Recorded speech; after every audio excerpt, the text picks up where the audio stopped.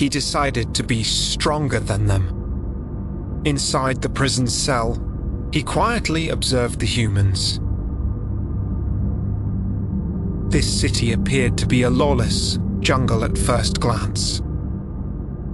But it was actually being driven by a huge, invisible rule.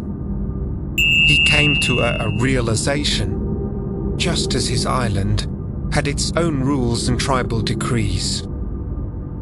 This city was governed by a system called the law.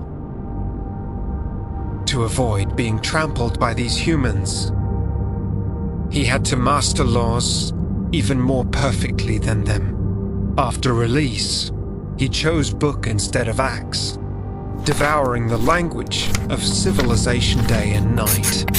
He began to harbor an obsession to rule over the law.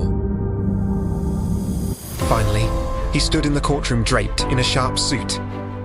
The hours of being neglected and ignored became his most potent weapon to pierce the armor of the city.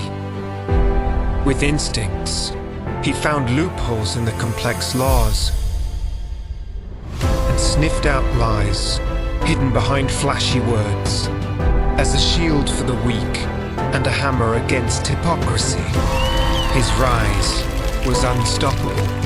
LAC could no longer mock him as a primitive caveman.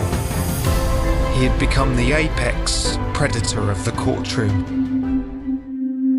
But the high society fortress he built out of paperwork collapsed more easily than a castle of sand.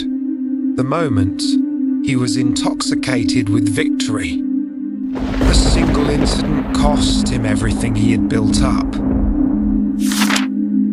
Leaning against the office branded closed, he was cast back into the streets. The glamorous suit became ragged, and the city once again turned a blind eye to him.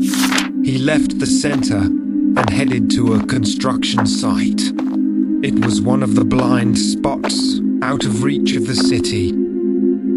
Silent, he sat alone on the cold concrete floor, lighting a fire inside an old, abandoned oil drum. Breaking the silence that was filled flames and breathing, the sound of footsteps echoed from the deep darkness. As he raised his head, there stood before him